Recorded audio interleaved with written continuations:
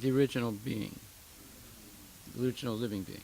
By him, even the great sages and demigods are placed into illusion.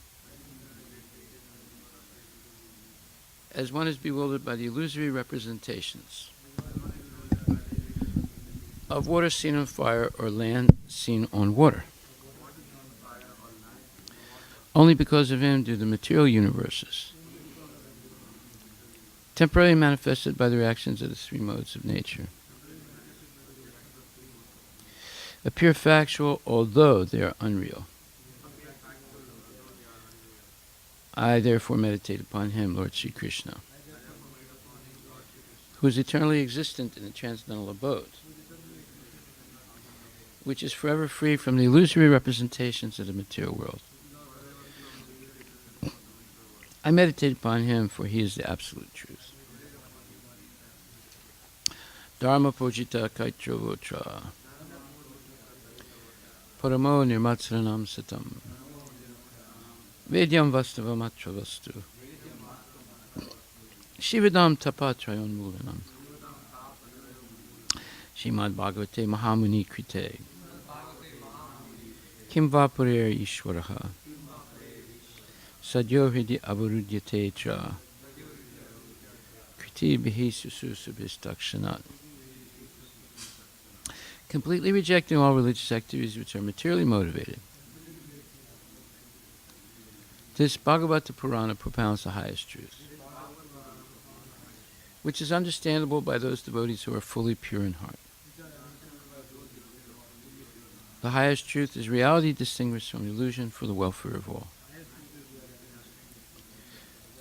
Such truth uproots the threefold miseries. As soon as one attentively and submissively hears the message of Bhagavatam, by this culture of knowledge, the Supreme Lord is established within his heart. Nigama kalpataro galitam phalam Sukamakad amritatarvya samyutam Pibata bhagavatam rasam malayam Muhur ahorasika bhuvi bhavakaha. O expert and thoughtful man, relish Srimad Bhagavatam, the mature fruit of the desire tree of Vedic literatures. It emanated from the lips of Sri Sukadeva Goswami. Therefore, this fruit has become even more tasteful. Although its nectarian juice was already relishable for all,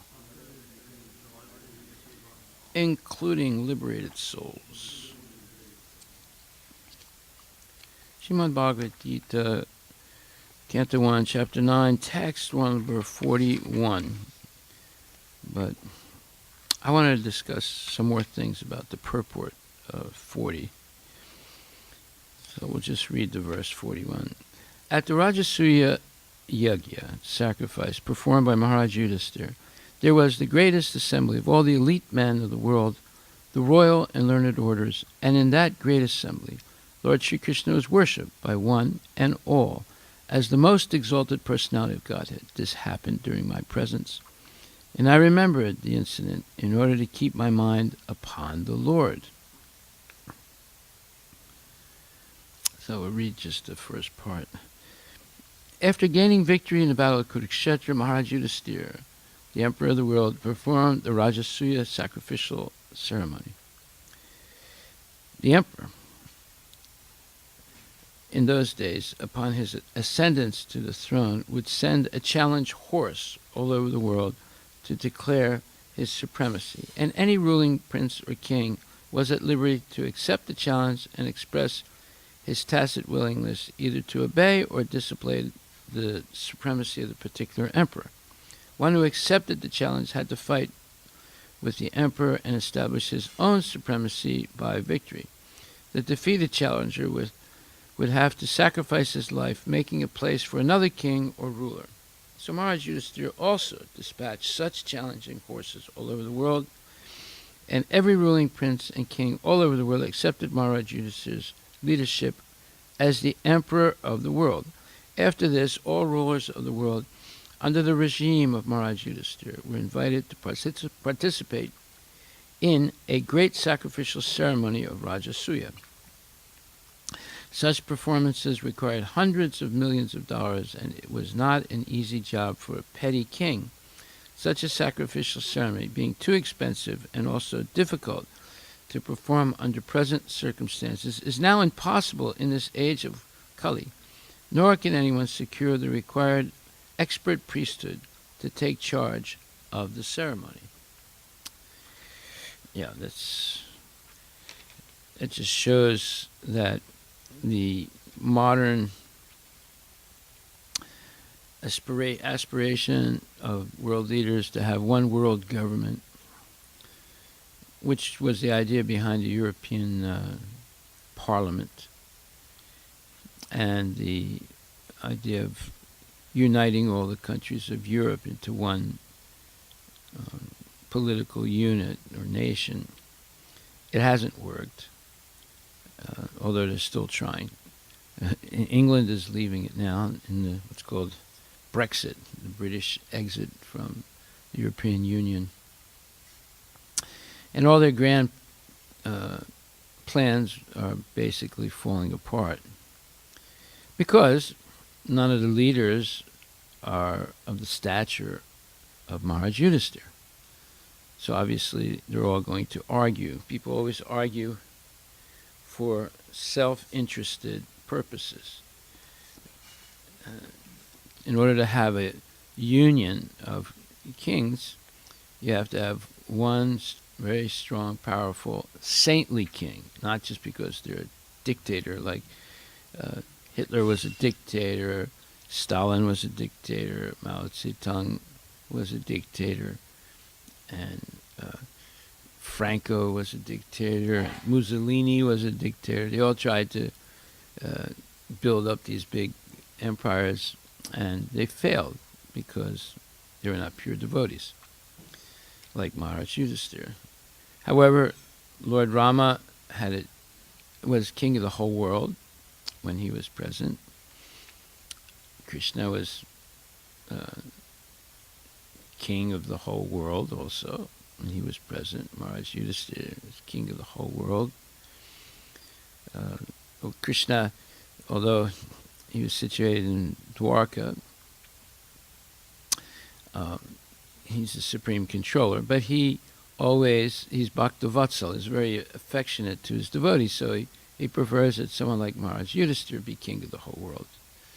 Krishna is king of the whole material creations, but he always wants his devotees to be glorified. So we see that being a leader is not simply being a good organizer or a good diplomat. It requires also being a pure personality. Otherwise, you cannot keep the loyalty of the people. And in the same way, you cannot be a coward either. You have to be very brave and not afraid to die in battle. So we see that kings would always be leading their soldiers into battle. It's not like today where the king is in a bunker or the president is in a bunker and all the poor soldiers are out there fighting and getting bombed and getting shot and killed and so forth. Usually kings would fight with each other, and whichever king killed the other one, he became the ruler, as we just read.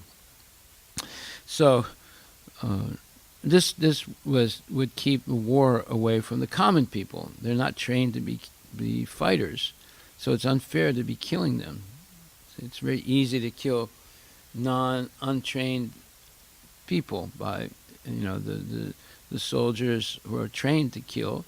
They can easily kill the common people, so it's not fair. They should only fight with equal fighters, and whoever kills the other one becomes the next leader, and instead of so many soldiers being killed or so many innocent citizens being killed. Well, one who accepted the challenge had to fight with the emperor and establish his own supremacy by victory. The defeated challenger would have to sacrifice his life, making a place for another king or ruler. So Maharaj Yudhishthira also dispatched such challenging horses all over the world, and every ruling prince and king all over the world accepted Maharaj Yudhishthira's leadership as the emperor of the world. Otherwise, they would have had to fight with Arjuna or Bhima or Sahadev or Nakula. They were his emissaries that went around with these horses, and whoever challenged the horse, they would have to fight with them. So, who wants to fight with Bhima? Who wants to fight with Arjuna? There's no chance of winning. So Maharaj Yudhishthira was undisputed ruler of the whole world.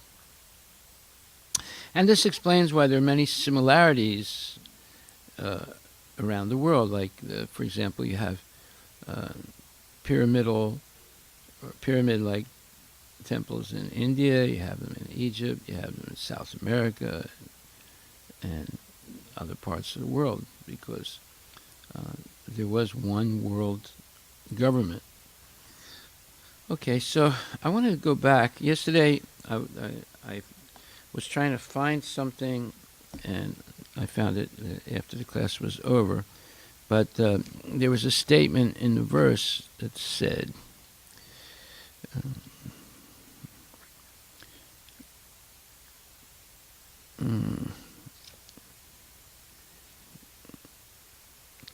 okay, where was it?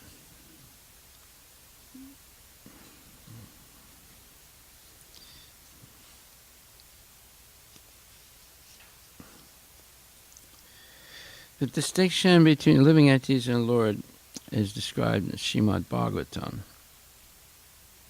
Yeah, this is a philosophical argument by which you can establish the supremacy of Krishna. And the point is, and this Srimad Bhagavatam, 10th canto, 87th chapter, 30th verse, O eternal, O supreme eternal, if the embodied living entities were eternal and all-pervading like you, then they would not be under your control.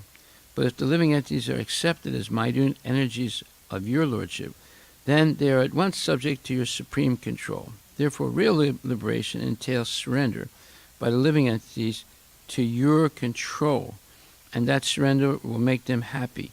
In that constitutional position only can they be controllers. Therefore, men with limited knowledge who advocate the monistic theory that God and living entities are equal in all respects are actually guided by a faulty and polluted opinion. Well, in other words, it's a logical argument. If the living entities were equal to the Lord, then they wouldn't be under the influence of the three modes of material nature. They would be transcendental.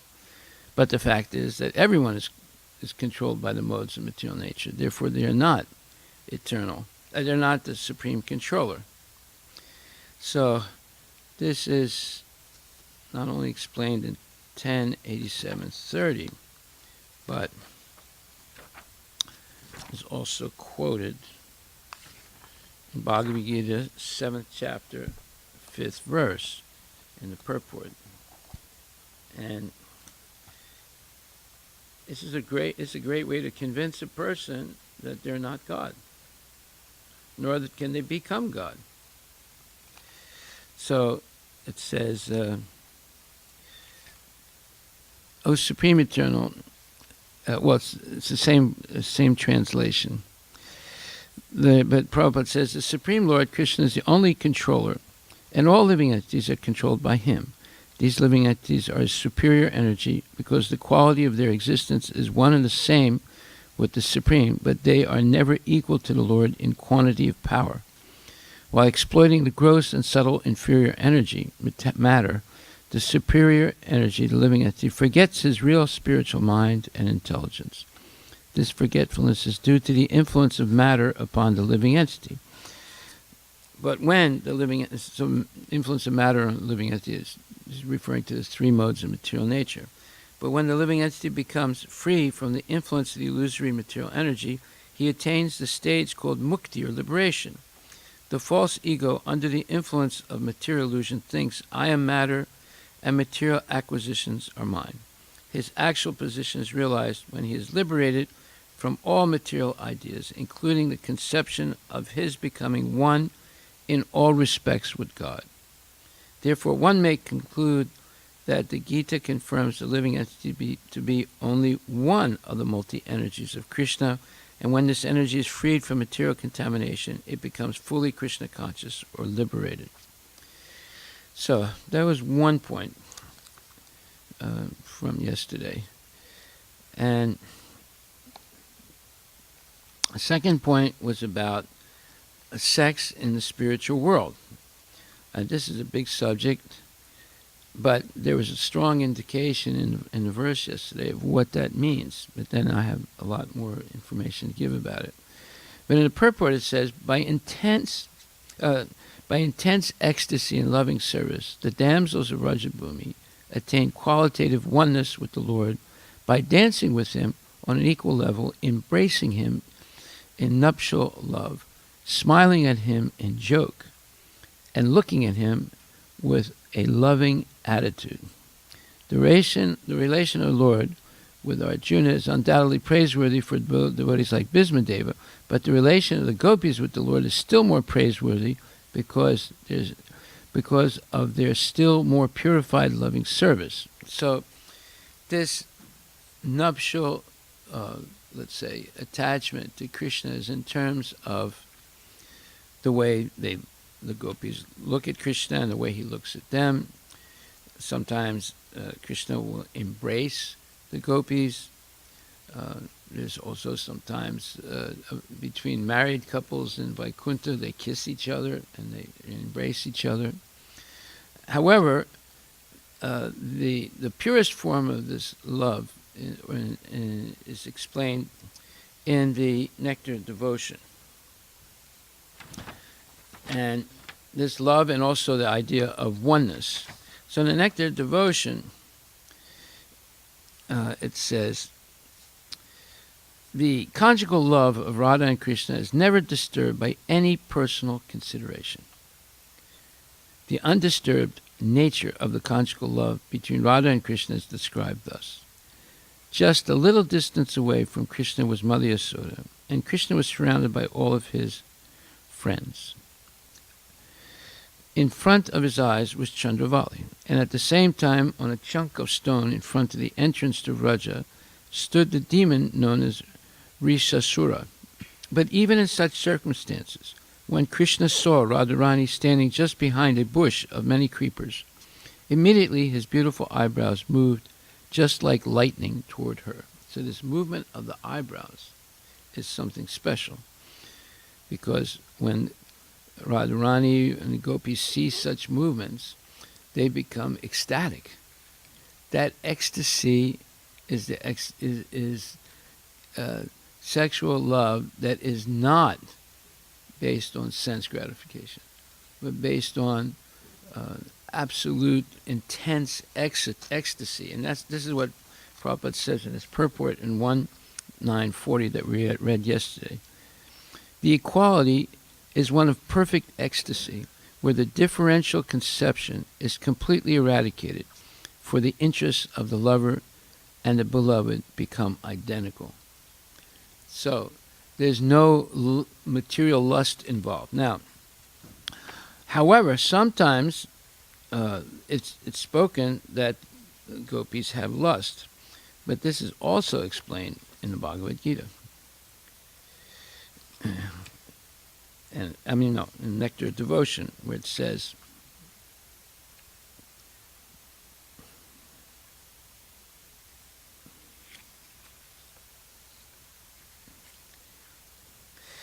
in the 10th canto, 87th chapter, verse 23, that 10th canto, 87th chapter is very special. There's a lot of information about love in the spiritual world and comparison to love in the material world.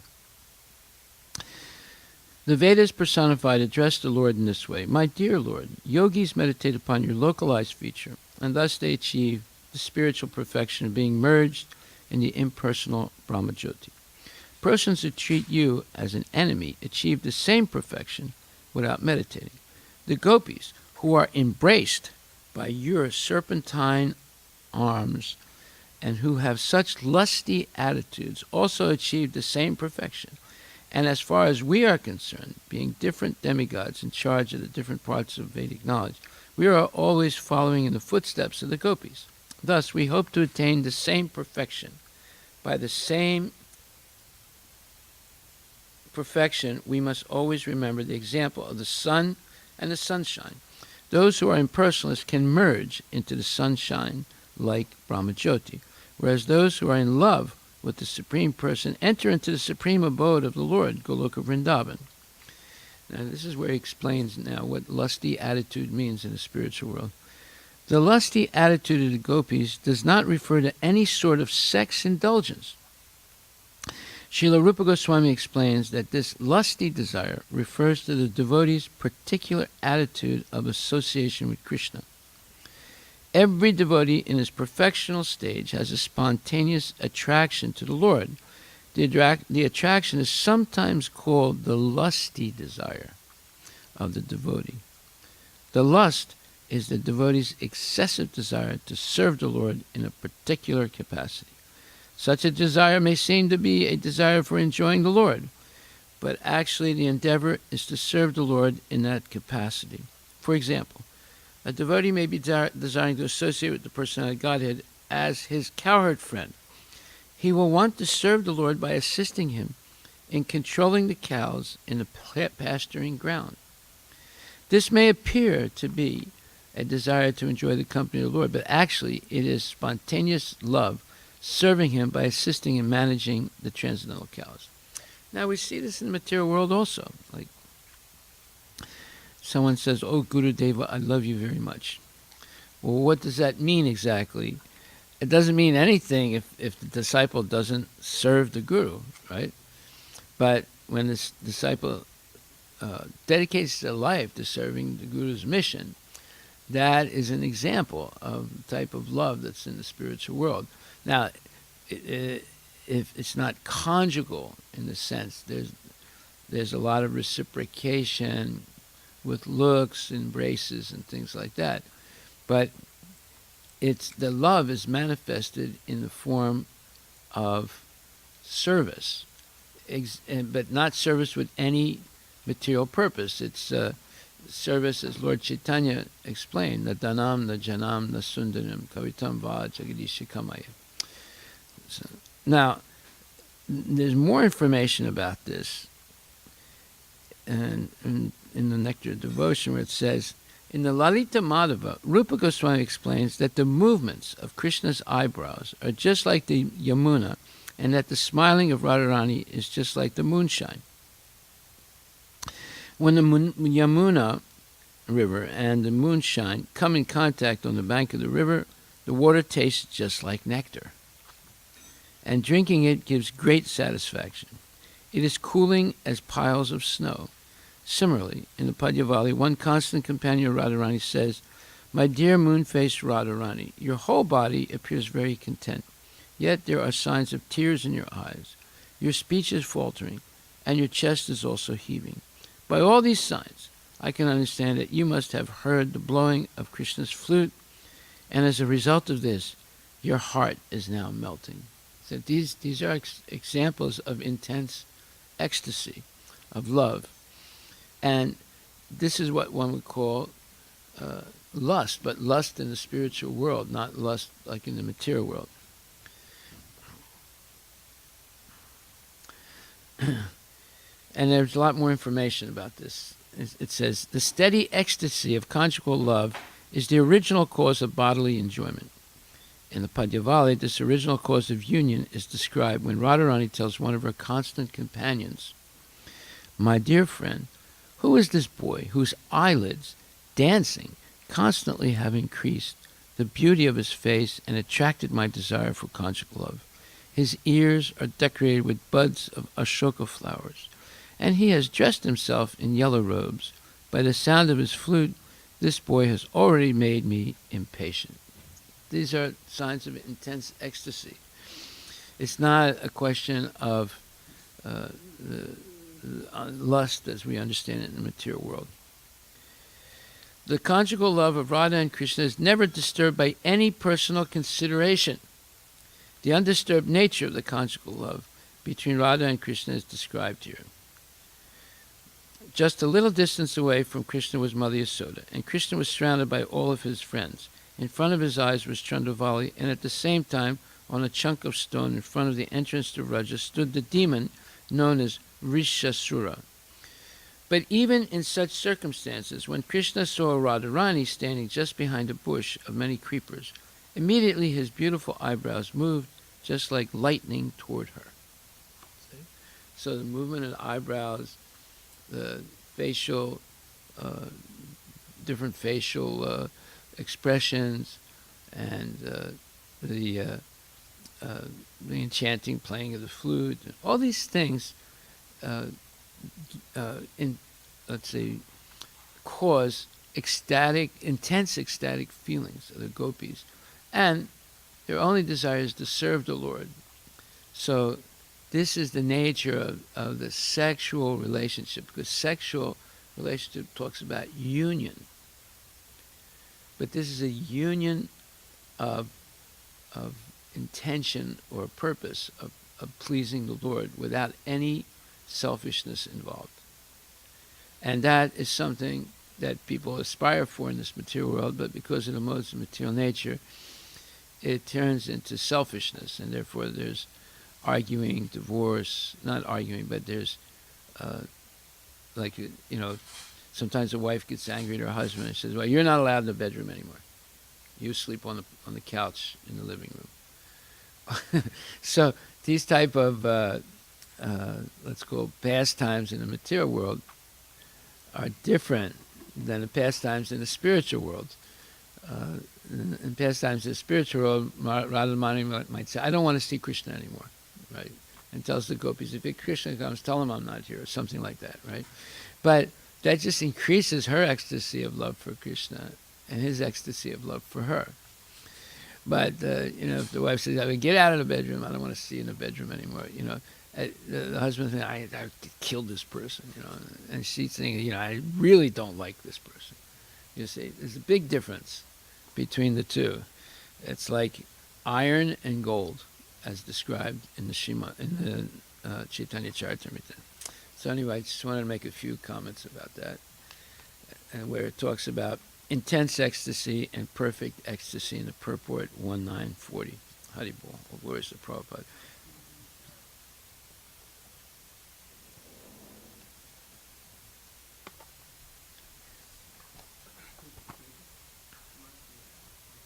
Yeah.